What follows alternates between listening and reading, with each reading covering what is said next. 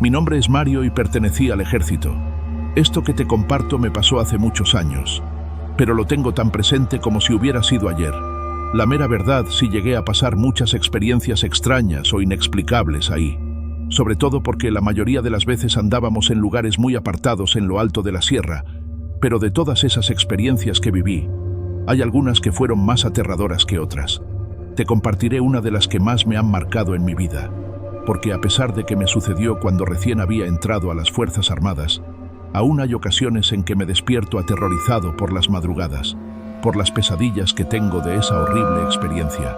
En aquella ocasión la operación fue en la Sierra del Rosario, Durango, relativamente cerca a Santo Niño, un pequeño poblado de la región. Fue una incursión limpia, sin un solo disparo.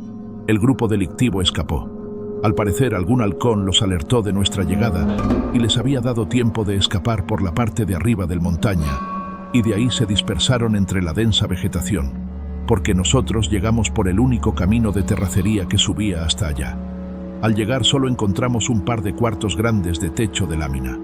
Uno parecía acondicionado como un laboratorio y el otro parecía un almacén, con algunos camastros. El capitán Reyes nos ordenó que nos instaláramos ahí para pasar la noche, para el resguardo de aquellos plantíos, y que al otro día, a primera hora, se iniciara la destrucción de todo esto. En aquella ocasión la sargento García y yo haríamos la guardia. Como te decía hace un rato, yo llevaba poco tiempo de haber ingresado, por lo que no conocía a casi nadie, mucho menos a la sargento. Nos dirigimos en silencio al primer plantío para iniciar nuestro recorrido a las 00:100 horas. El clima era caluroso pero agradable, y por fortuna tuvimos una luna llena muy grande que nos alumbraba bastante bien. Al pasar junto al capitán Reyes, que era de por estos rumbos, nos comentó que tuviéramos mucho cuidado, ya que por esta zona había mucho lobo que le gusta meterse entre los plantíos, pero que con un par de disparos al aire se dispersaban de inmediato. Nos cuadramos y le agradecimos el dato. La sargento caminaba rápido y en cuestión de un cuarto de hora ya recorríamos el borde del primer sembradío, que era bastante grande. La luz de la luna sobre el campo de amapolas le daba una tonalidad rojiza. La verdad, sí se veía algo tétrico, pero lejos de eso, parecía que iba a ser una noche tranquila y silenciosa. Prácticamente, solo escuchábamos el ruido que hacían nuestras botas al chocar sobre la tierra. Saqué mis cigarros y le ofrecí uno a la sargento. Ella solo movió la cabeza de manera negativa. Entonces, se me ocurrió comentarle que se veían medio macabros los sembradíos todos rojizos.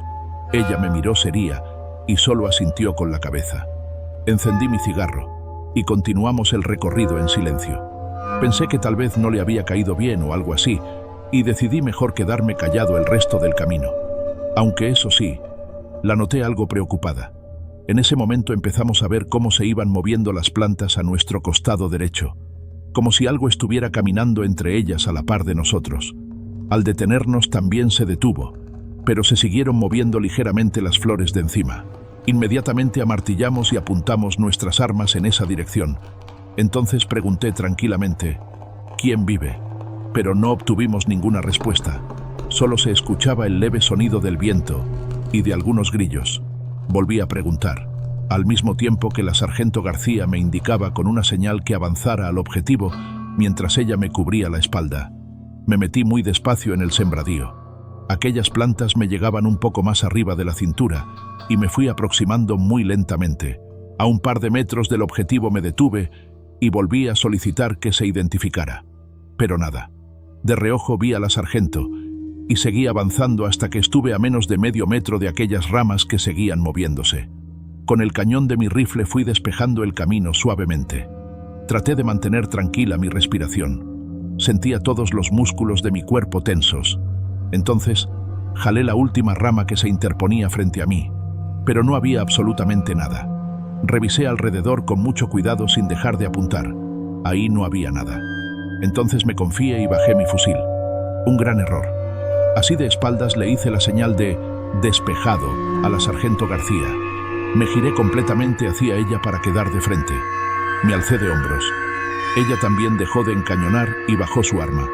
En ese momento, los dos respiramos aliviados por ese breve momento de tensión, cuando entonces sentí aquel jalón en mis tobillos hacia atrás.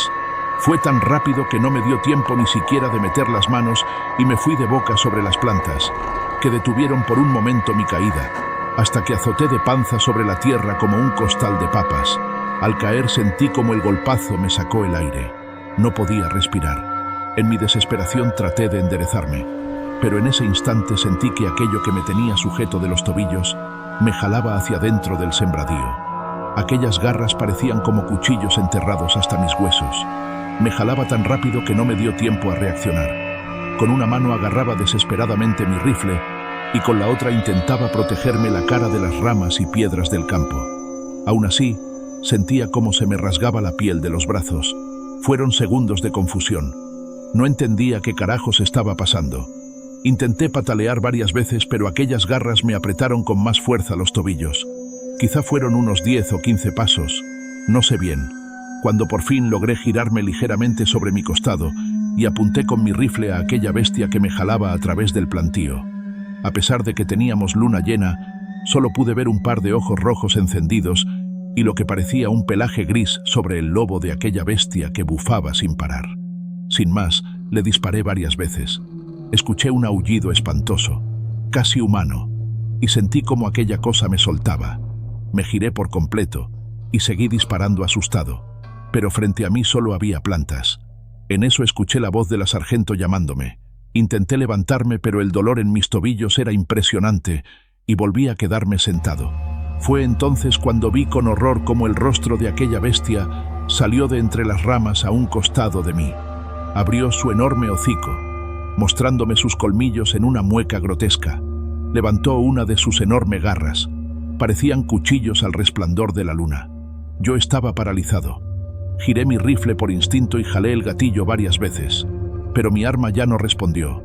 Bajé mi mano muy despacio hacia la cintura, buscando la 9 milímetros.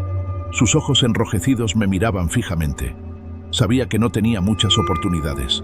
Al querer sacar el arma de mi cintura se atoró. Fue entonces que escuché varios disparos.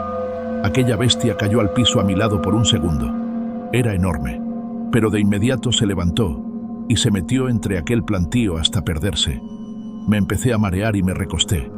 Al principio creí que era por la impresión, pero entonces sentí que tenía húmedas las botas. Me enderecé con mucho esfuerzo para revisarme. Me estaba desangrando. Fue entonces cuando escuché otros disparos y la voz de la sargento que me llamaba. Le grité. En cuestión de segundos ya estaba conmigo. Por la radio pidió apoyo y me ayudó a levantarme. Pero el dolor era tan fuerte que solo alcancé a salir a la orilla de aquel sembradío y me tuve que sentar en la tierra otra vez. En ese momento llegaron mis compañeros.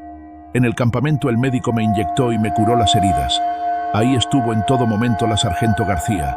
Yo no paraba de agradecerle que me hubiera salvado la vida. En ese momento entró el capitán Reyes. Habló con el médico aparte y después se acercó a nosotros. Me preguntó qué había pasado.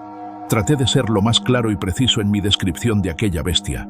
Me escuchó muy atento. Cuando terminé de contarle, me dijo que me iría unas semanas a casa para recuperarme. Se despidió de la sargento y de mí, pero antes de salir de la tienda médica nos pidió que no le contáramos a nadie de esto.